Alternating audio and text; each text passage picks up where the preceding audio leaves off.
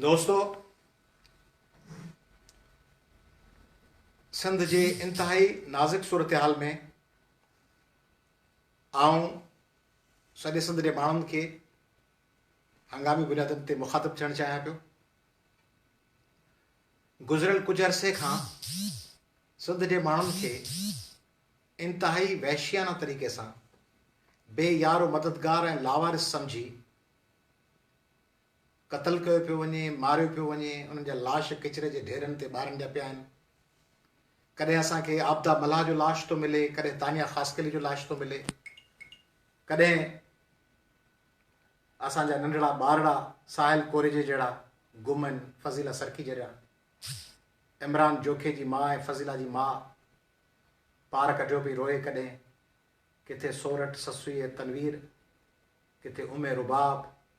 किथे फरज़ाना जमाली। गुज़िरियल 10-12 सालनि खां सिंध में जेका हुकुमरानी आहे तंहिं सिंध खे निधणको करे मारायो आहे। ऐं हाणे त सिंधी बचड़नि खे गोलियूं हणी इस्पताल पहुची तिबी इमदाद वठण खां बि रोके उन्हनि खे तड़पंदे तड़पंदे मरण ॾिनो पियो वञे।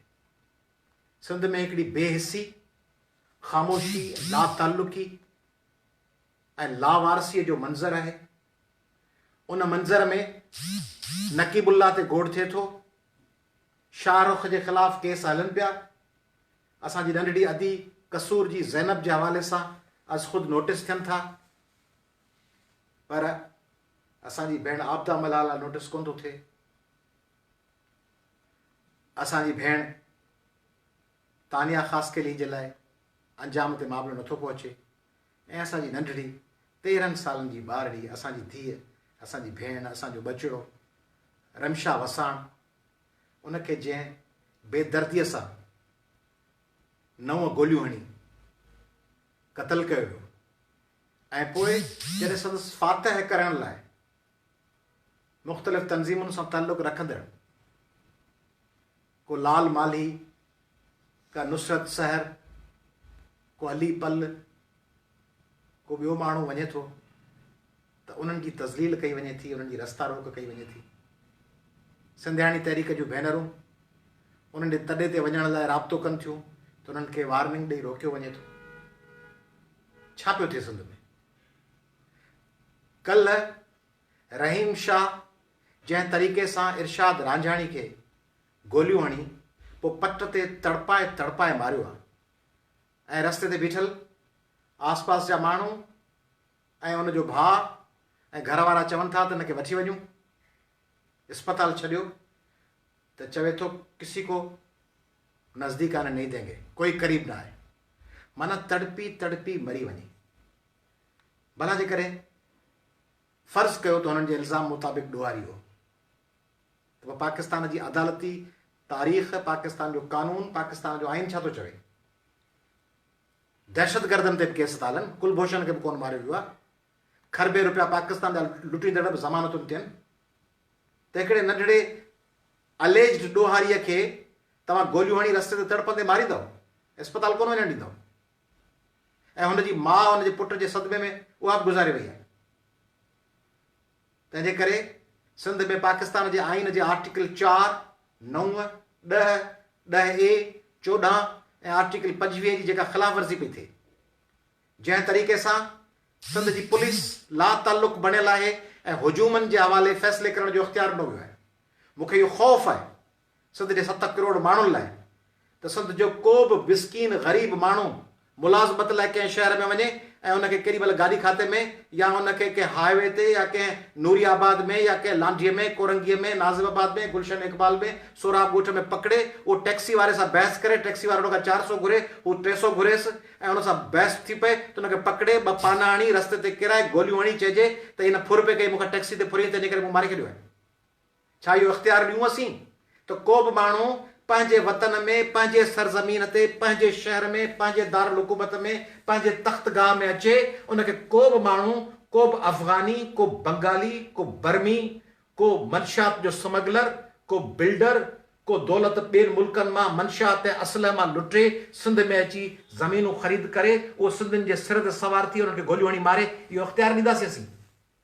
आऊं क़ौमी अवामी तरीक़े जे कारकुन सदर तौरु ऐं सिंध जे हिकिड़े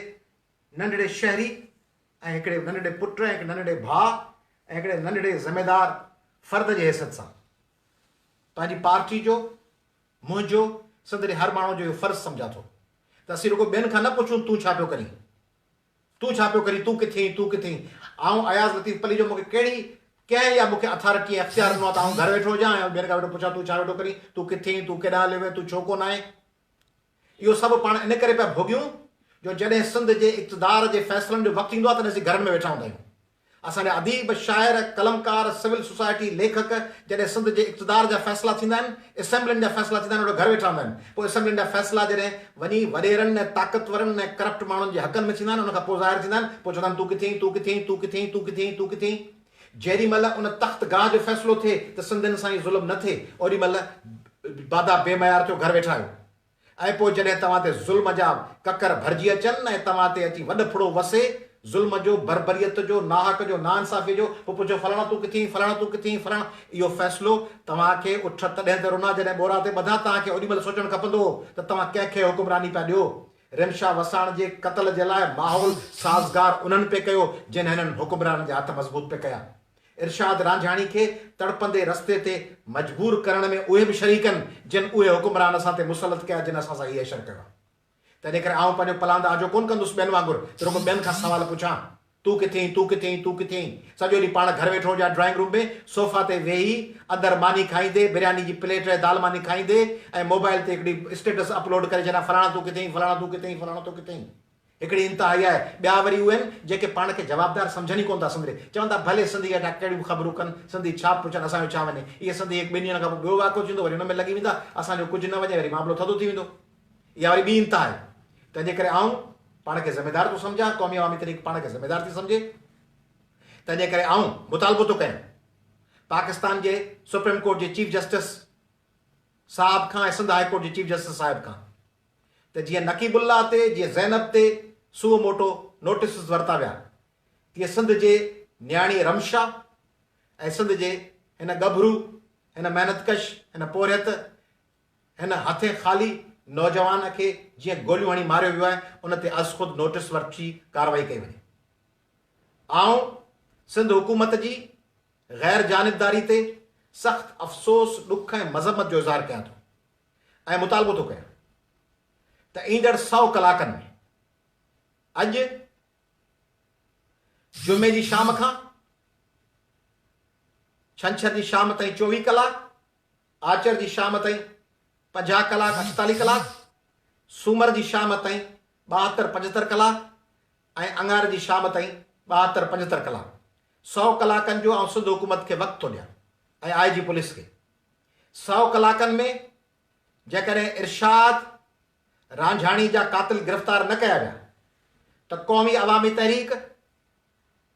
अंगारे जे ॾींहुं पंहिंजो हंगामी इजलास स्टैंडिंग कमेटी जो तलब कयो आहे। उन ॾींहुं असांजे एजेंडा में 4 नुक़्ता आहिनि। 100 कलाकनि में जे फ़ैसिलो न थियो त असीं सॼे सिंध में एहतजाज जी कॉल ॾेई सघूं था, असीं अरबा या ख़मीस ते सॼे सिंध में शटर बंदि हड़ताल जी कॉल ॾेई सघूं था, असीं सिंध जे अहम शाहराउनि ते धरणे जी कॉल ॾेई सघूं था, या असीं कराची जे सिंध असेंबली ऐं गवर्नर हाउस ॾांहुं मार्च जो ऐलान करे सघूं था। अंगारे ते 100 कलाक पूरा थियण ते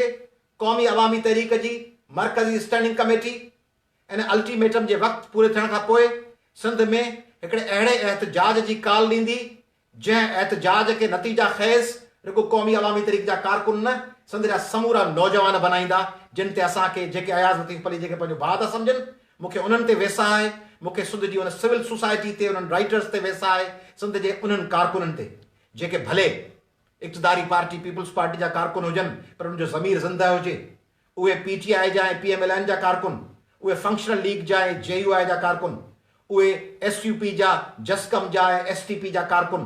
सिंध जा ऐं शहीद भुट्टो जा कारकुन, उहे समूरियूं तंज़ीमूं जिन जा कारकुन इरशाद रांझाणी जे बेगुनाह खून खे ऐं रमशा वसाण जे खून खे पंहिंजो रतु था सम्झनि, पंहिंजे बचनि जो खून था सम्झनि, पंहिंजे राज भाग ऐं पंहिंजे घर ऐं पंहिंजे कुटुंब ऐं पंहिंजे साथियुनि ते हमिलो था सम्झनि, उहे सभु अंगारे ताईं क़ौमी अवामी तहरीक जे कॉल जो इंतज़ारु कंदा जेकॾहिं आईंदा 100 कलाकनि में इरशाद रांझाणी जे कातिल रहीम शाह ऐं संदसि साथियुनि खे गिरफ़्तार न कयो वियो त पोइ असांजे रद्द अमल ऐं असांजे एहतजाज जे पुरअमन ऐं असांजे पुरअमन ऐं आवाम जे मर्ज़ीअ सां रज़ाकाराना तौरु कयल एहतजाज जे समूरनि नतीजनि जी ज़िमेदार सिंध हुकूमत हूंदी। उहे पुलिस अथॉरिटीज़ जा माण्हू हूंदा जिन कातिलनि खे गिरफ़्तार न कयो। ऐं पाकिस्तान जे वज़ीर दाख़िला खां मुतालबो थो कयां, ऐं शहरयार आफ़रीदी खां, ऐं गवर्नर सिंध इमरान इस्माइल खां मुतालबो थो कयां, ऐं बिलावल भुट्टो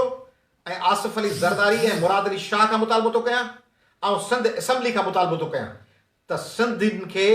सिंध जे माण्हुनि खे कराचीअ ते तितरनि वांगुरु न कोहो।